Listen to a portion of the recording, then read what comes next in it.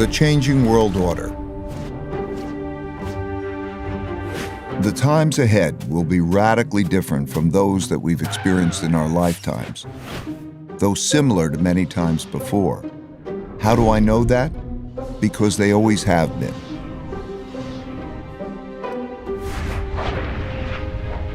Over my roughly 50 years of global macroeconomic investing, I've learned the hard way that the most important events that surprised me did so because they never happened in my lifetime. These painful surprises led me to study the last 500 years of history for similar situations, where I saw that they had indeed happened many times before, with the ups and the downs of the Dutch, British, and U.S. empires. And every time they did, it was a sign of the changing world order. This study taught me valuable lessons that I'm going to pass along to you here in a distilled form. You can find the comprehensive version in my book, Principles for Dealing with the Changing World Order. Let me begin with a story that brought me to this point, about how I learned to anticipate the future by studying the past.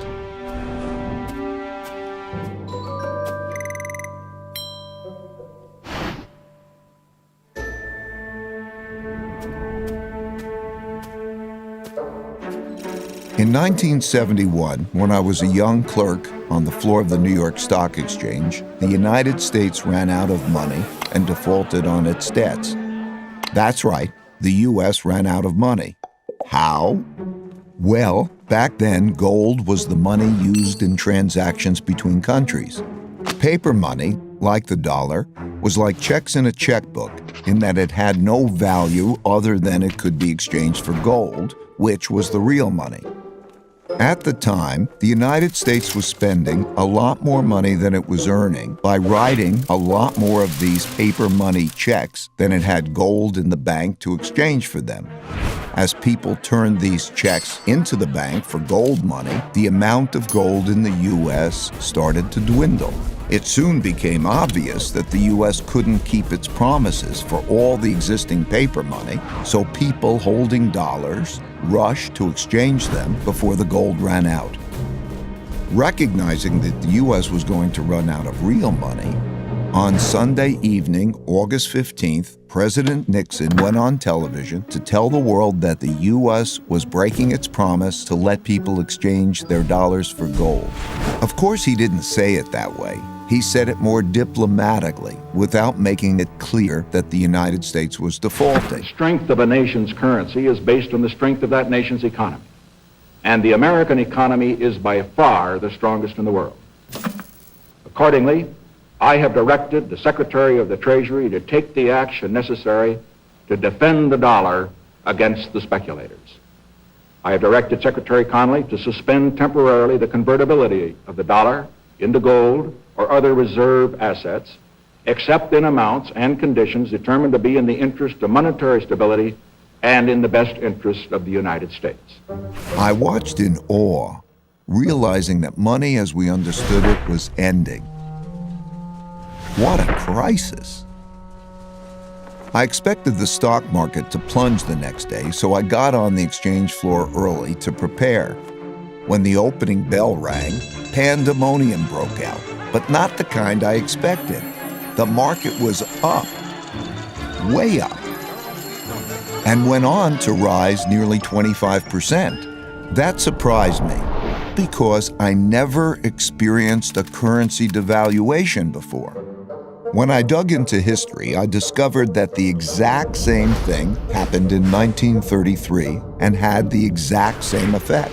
Then, paper dollars were also linked to gold, which the U.S. was running out of because it was spending more paper money checks than it had gold to exchange for them. And President Roosevelt announced on the radio that he would break the country's promise to exchange dollars for gold. It was then that I issued the proclamation providing for the national bank holiday and this was the first step in the government's reconstruction of our financial and economic fabric.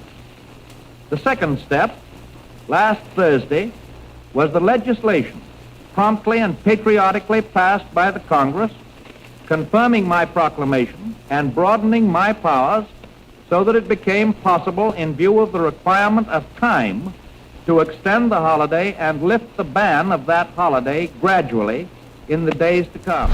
This law also gave authority to develop a program of rehabilitation. In both cases, breaking the link to gold allowed the U.S. to continue spending more than it earned, simply by printing more paper dollars. Since there was an increase in the number of dollars without an increase in the country's wealth, the value of each dollar fell. As these new dollars entered the market, without a corresponding increase in productivity, they went to buy lots of stocks, gold, and commodities, and hence caused their prices to rise.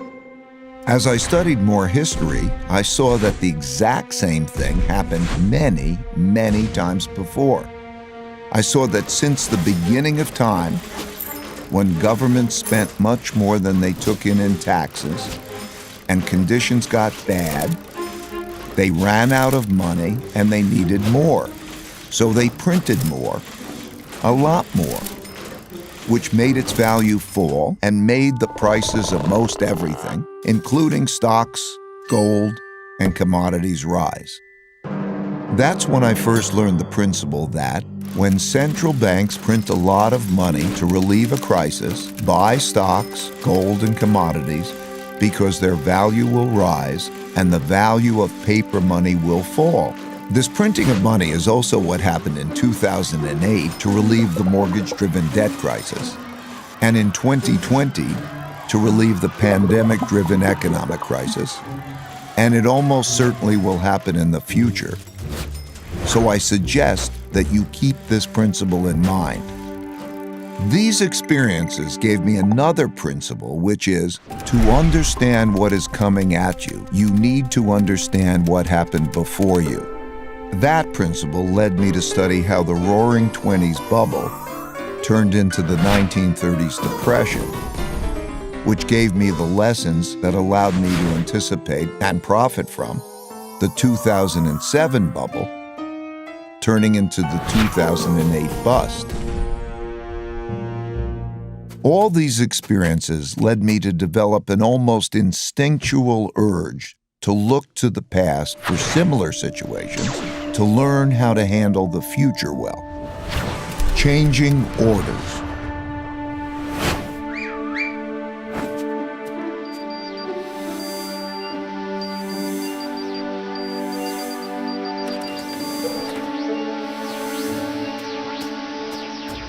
Over the last few years, three big things that hadn't happened in my lifetime prompted me to do this study. First, countries didn't have enough money to pay their debts, even after lowering interest rates to zero, so their central banks began printing lots of money to do so. Second, big internal conflicts emerged due to growing gaps in wealth and values. This showed up in political populism and polarization between the left, who want to redistribute wealth, and the right, who want to defend those holding the wealth. And third, increasing external conflict between a rising great power and the leading great power, as is now happening with China and the United States. So I looked back. I saw that all these had happened together before, many times, and nearly always led to changing domestic and world orders. The last time this sequence happened was from 1930 to 1945. What exactly is an order, you might ask? It's a governing system for people dealing with each other. There are internal orders for governing within countries, typically laid out in constitutions. And there is a world order for governing between countries, typically laid out in treaties. Internal orders change at different times than world orders, though whether within or between countries, these orders typically change after wars. Civil wars within countries, international wars between countries. They happen when revolutionary new forces defeat weak old orders. For example, the U.S. internal order was laid out in the Constitution in 1789 after the American Revolution, and it is still operating today, even after the American Civil War.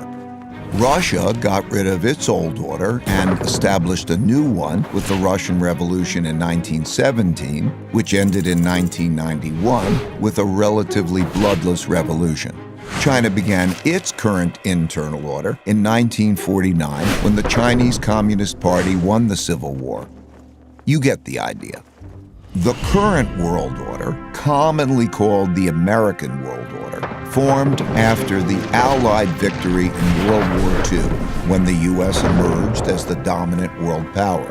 It was set out in agreements and treaties for how global governance and monetary systems work. In 1944, the new world monetary system was laid out in the Bretton Woods Agreement and established the dollar as the world's leading reserve currency.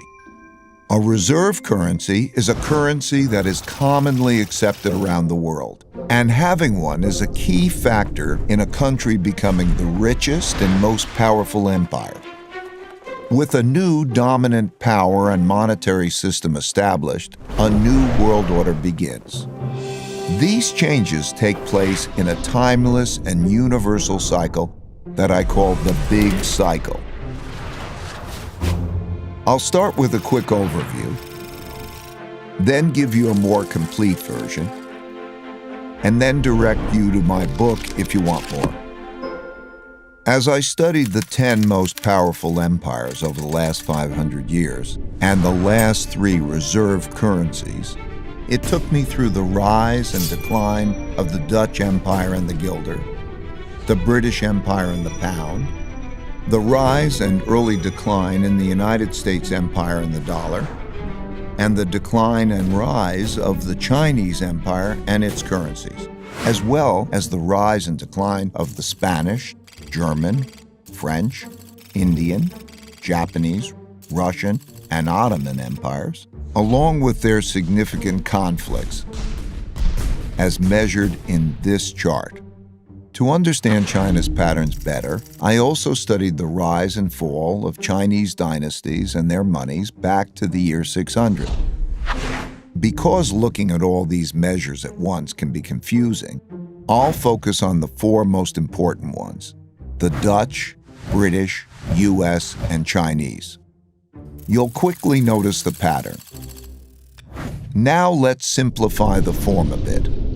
As you can see, they transpired in overlapping cycles that lasted about 250 years, with 10 to 20-year transition periods between them.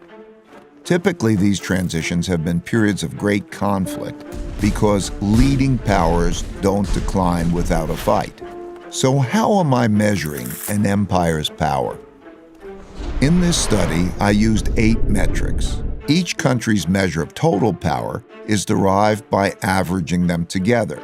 They are education, inventiveness and technology development, competitiveness in global markets, economic output, share of world trade, military strength, the power of their financial center for capital markets, and the strength of their currency as a reserve currency. Because these powers are measurable, we can see how strong each country is now, was in the past, and whether they're rising or declining. By examining the sequences from many countries, we can see how a typical cycle transpires. And because the wiggles can be confusing, we can simplify it a bit to focus on the pattern of cause-effect relationships that drive the rise and decline of a typical empire. As you can see, better education typically leads to increased innovation and technology development, and with a lag, the establishment of the currency as a reserve currency. You can also see that these forces then declined in a similar order, reinforcing each other's decline. Let's now look at the typical sequence of events going on inside a country that produces these rises and declines. In a nutshell, the big cycle typically begins after a major conflict, often a war, establishes the new leading power and the new world order. Because no one wants to challenge this power, a period of peace and prosperity typically follows. As people get used to this peace and prosperity, they increasingly bet on it continuing. They borrow money to do that, which eventually leads to a financial bubble. The empire's share of trade grows, and when most transactions are conducted in its currency, it becomes a reserve currency, which leads to even more borrowing.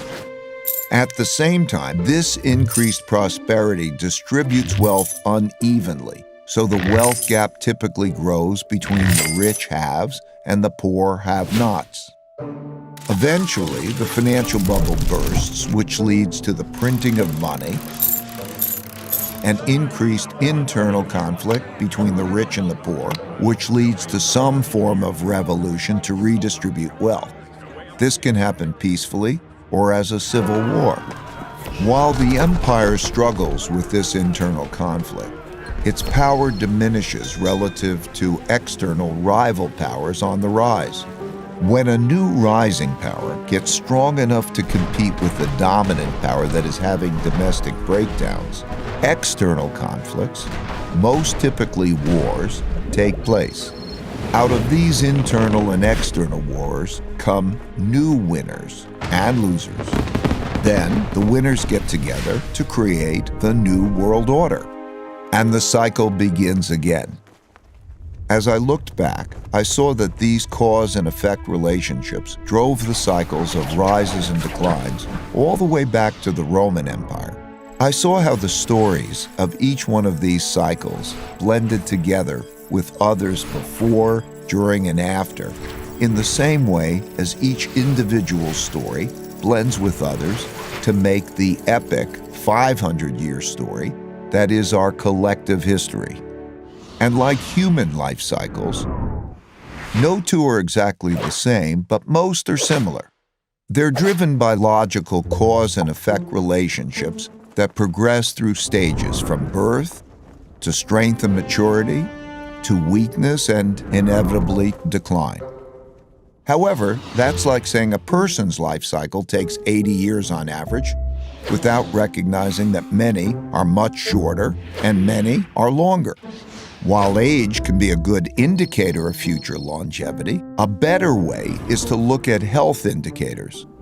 One can do that with empires and their vital signs too. I found that by watching the indicators of power change, I was able to see what stage a country was in, which helped me to anticipate what was likely to come next. Now, I'll take you through the big cycle in more detail. Give me 20 minutes and I'll give you the last 500 years of history and show you the similar patterns across the Dutch, British, US, and Chinese empires. 500 years of big cycles.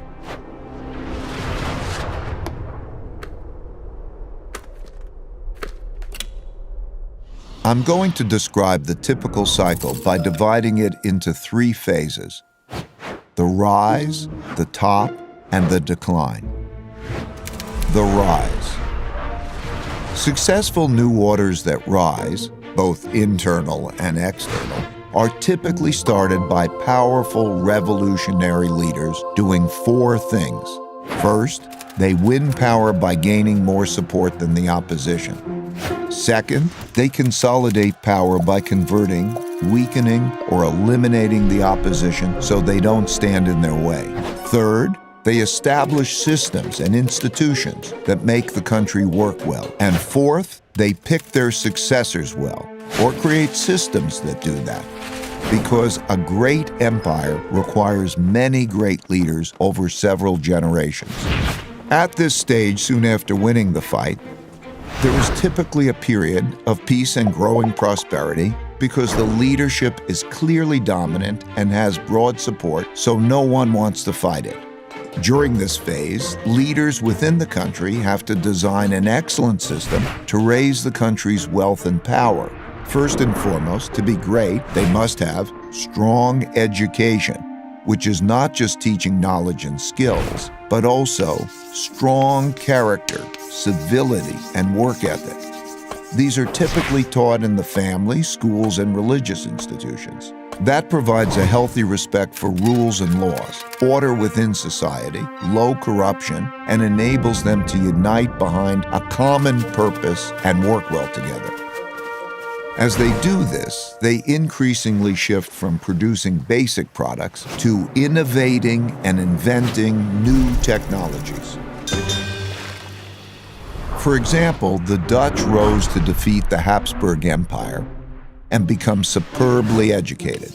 They became so inventive that they came up with a quarter of all major inventions in the world, the most important of which was the invention of ships that could travel around the world to collect great riches, and the invention of capitalism, as we know it today, to finance those voyages.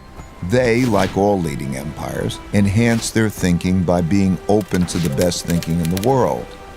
As a result, the people in the country become more productive and more competitive in world markets, which shows up in their growing economic output and rising share of world trade.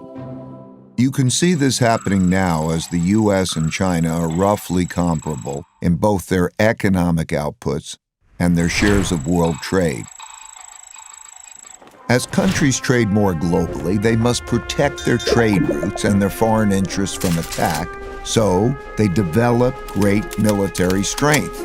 If done well, this virtuous cycle leads to strong income growth, which can be used to finance investments in education, infrastructure, and research and development. They must also develop systems to incentivize and empower those that have the ability to make or take wealth. In all of these cases, the most successful empires used a capitalist approach to develop productive entrepreneurs. Even China, which is run by the Chinese Communist Party, used a form of this capitalist approach.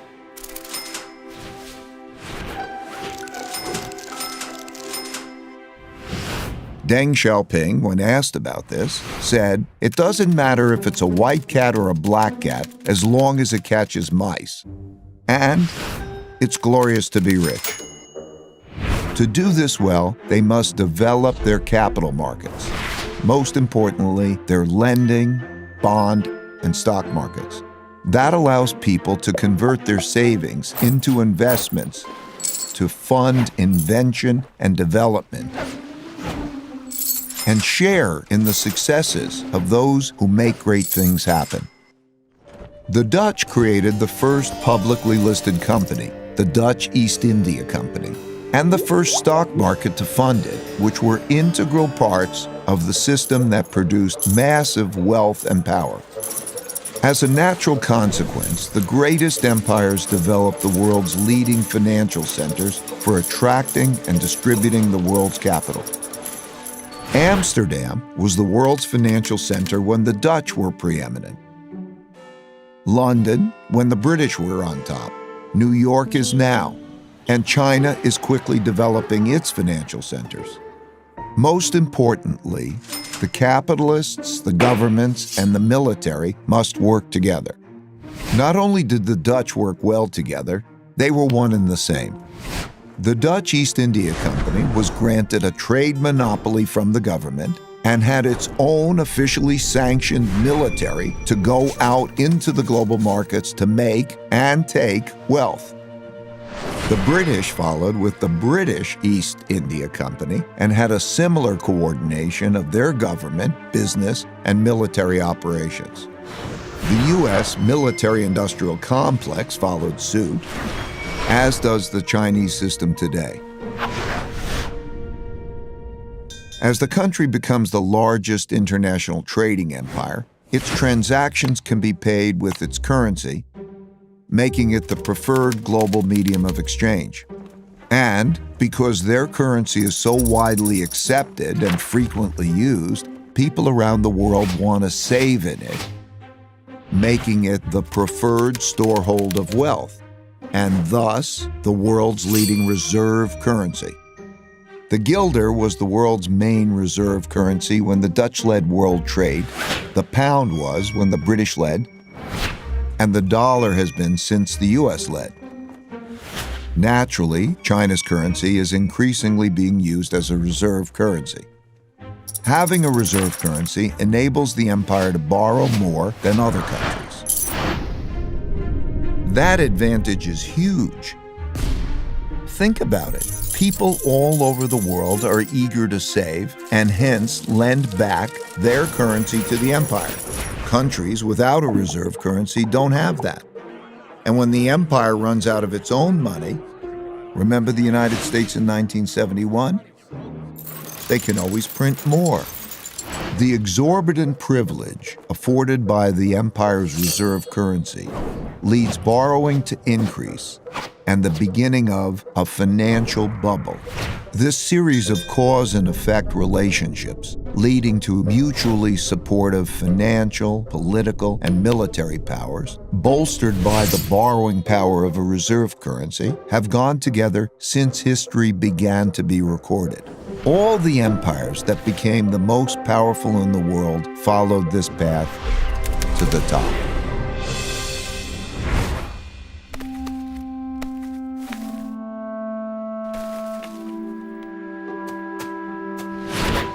While in the top phase, most of these strengths are sustained, embedded within the fruits of their success are the seeds of their decline.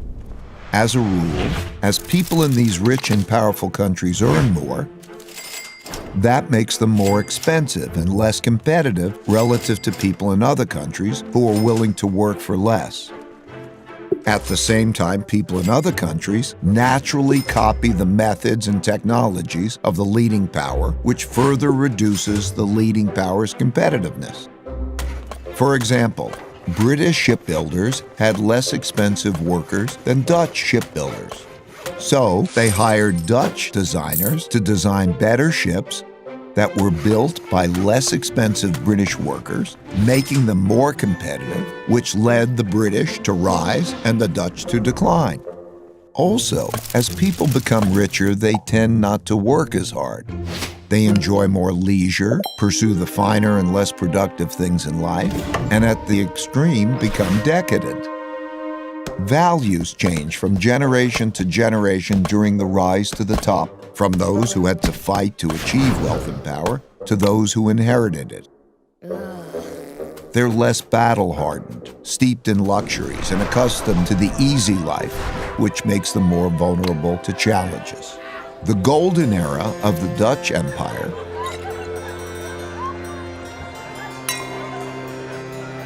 and the Victorian era of the British Empire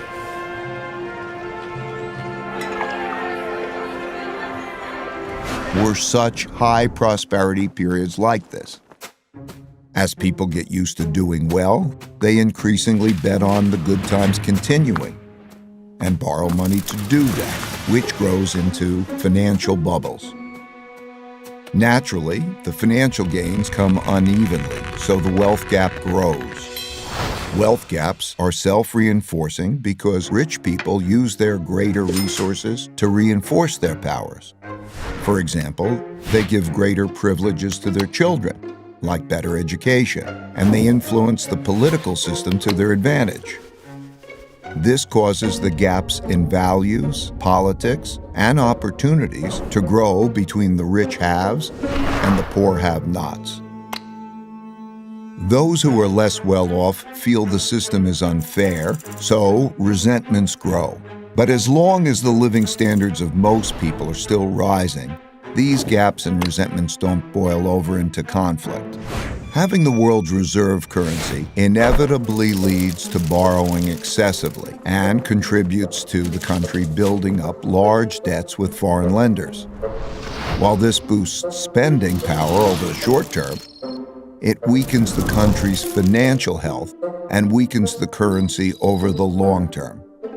In other words, when borrowing and spending are strong, the empire appears very strong, but its finances are in fact being weakened. The borrowing sustains the country's power beyond its fundamentals by financing both domestic overconsumption and international military conflicts required to maintain the empire. Inevitably, the cost of maintaining and defending the empire becomes greater than the revenue it brings in, so having an empire becomes unprofitable.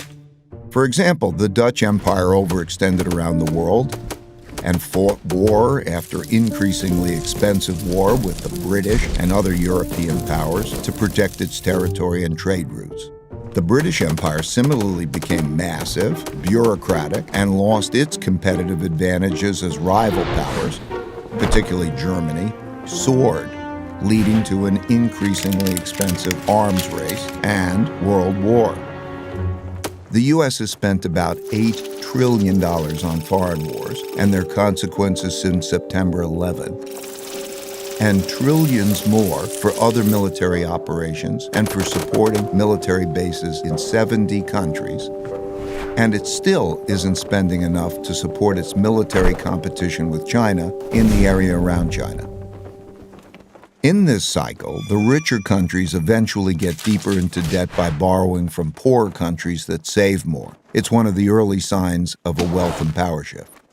This started in the United States in the 1980s when it had a per capita income 40 times that of China's and started borrowing from Chinese who wanted to save in dollars because the dollar was the world's reserve currency. Similarly, the British borrowed a lot of money from its much poorer colonies, and the Dutch did the same at their top. If the empire begins to run out of new lenders, those holding their currency begin to look to sell and get out rather than to buy, save, lend, and get in.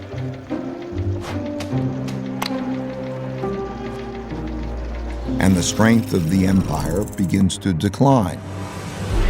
The decline comes from internal economic weakness together with internal fighting or costly external fighting or both. Typically, the decline comes gradually and then very suddenly. When debts become very large and there is an economic downturn and the empire can no longer borrow the money necessary to repay its debts, the financial bubble bursts. This creates great domestic hardships and forces the country to choose between defaulting on its debts or printing a lot of new money. It always chooses to print a lot of new money, at first gradually and eventually massively. That devalues the currency and raises inflation. For the Dutch, this was the financial crisis brought about by financial excesses and paying for the Fourth Anglo-Dutch War. Similarly, for the British, it was paying for its financial excesses and its debts from the two world wars. And for the U.S., it's been 3 cycles of debt finance booms and busts since the 90s, with the central bank stepping in each time with stronger measures. When the government has problems funding itself, when there are bad economic conditions, and living standards for most people are declining, and there are large wealth, values, and political gaps, internal conflict between the rich and the poor, as well as different ethnic, religious, and racial groups, greatly increases. This leads to political extremism that shows up as populism of the left or the right. Those of the left seek to redistribute the wealth, while those of the right seek to maintain the wealth in the hands of the rich. Typically, during such times, taxes on the rich rise, and when the rich fear their wealth and well-being will be taken away, they move to places, assets, and currencies they feel safer in. These outflows reduce the empire's tax revenue, which leads to a classic, self-reinforcing, hollowing out process. When the flight of wealth gets bad enough, governments outlaw it. Those seeking to get out begin to panic. These turbulent conditions undermine productivity, which shrinks the economic pie and causes more conflict about how to divide the shrinking resources. Populist leaders emerge from both sides and pledge to take control and bring about order. That's when democracy is most challenged because it fails to control the anarchy and it is when the move to a strong populist leader who will bring order to the chaos is most likely. As conflict within the country escalates, it leads to some form of revolution or civil war to redistribute wealth and force the necessary big changes. This can be peaceful and maintain the existing order, but it's more often violent and changes the order. For example, the Roosevelt Revolution to redistribute wealth was relatively peaceful and maintained the existing internal order, while the French Revolution, the Russian Revolution, and the Chinese Revolution were much more violent and led to new internal orders. This internal conflict makes the empire weak and vulnerable to rising external rivals who, seeing this domestic weakness, are more inclined to mount a challenge. This raises the risk of great international conflict, especially if the rival has built up a comparable military. Defending oneself and one's empire against rivals requires great military spending, which has to occur as domestic economic conditions are deteriorating and the empire can least afford it. Since there is no viable system for peacefully adjudicating international disputes, these conflicts are typically resolved through tests of power. As bolder challenges are made, the leading empire is faced with the difficult choice of fighting or retreating. Fighting and losing is the worst outcome, but retreating is bad too, as it cedes progress to the rival and signals that the empire is weak to those countries that are considering which side to be on. Poor economic conditions cause more fighting for wealth and power, which inevitably leads to some kind of war. Wars are terribly costly. At the same time, they produce the tectonic shifts that realign the new orders to the new realities of wealth and power in the world. When those holding the reserve currency and debt of the declining empire lose faith and sell them, that marks the end of its big cycle. Of the roughly 750 currencies that existed since 1700, less than 20% now exist, and all of them have been devalued. For the Dutch, this happened after their defeat in the Fourth Anglo-Dutch War, when they weren't able to repay the massive debts they built up during it. This led to a run on the Bank of Amsterdam and a desperate sell-off, forcing massive money printing, which devalued the currency and the empire into irrelevance. For the British, this happened after World War II, when despite their victory, they could not repay the massive debts they borrowed to fund their war effort. This led to a series of money printing, devaluations, and sell-offs in the British pound as the US and the dollar emerged dominant and created a new world order.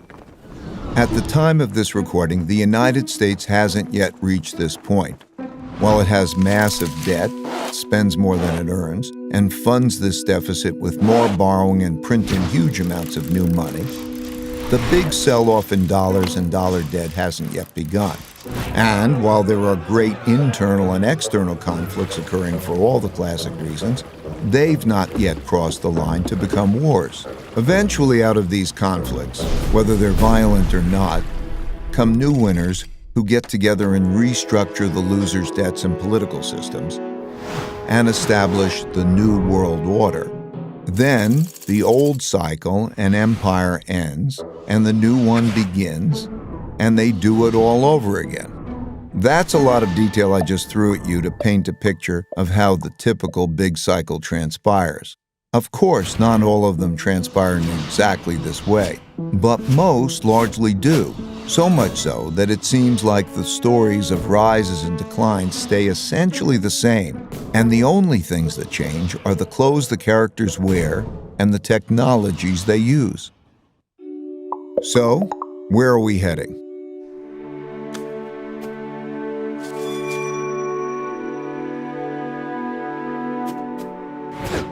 The future.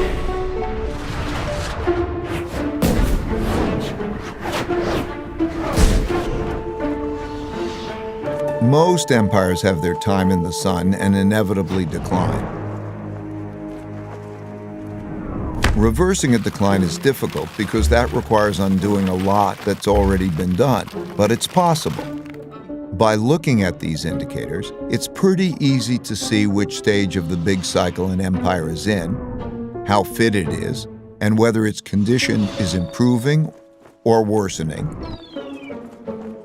which can help one estimate how many years it has left. Still, these estimates aren't precise, and the cycle can be extended if those in charge pay attention to their vital signs and improve them. For example, knowing that a person is 60 years old, how fit they are, whether they smoke or not, and a few other basic vital signs, one can estimate the person's longevity. One can do that with empires and their vital signs too. It won't be precise, but it will be broadly indicative and give clear direction on steps to take to increase longevity.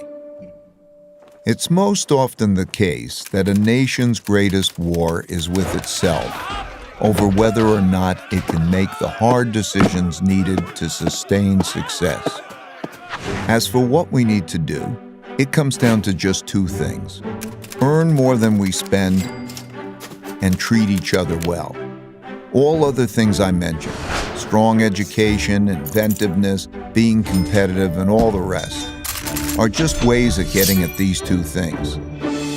It's easy to measure if we're doing them. So like people who want to get fit, let's get on the program and improve our vitals. Let's do that individually and collectively.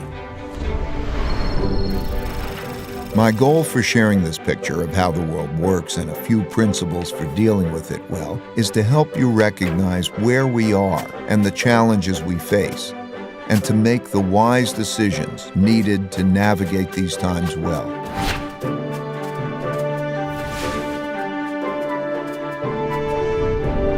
Since there is a lot more to discuss and we are out of time, you can learn more in my book, Principles for Dealing with the Changing World Order, and I look forward to continuing this conversation at economicprinciples.org and on social media. Thank you, and may the force of evolution be with you.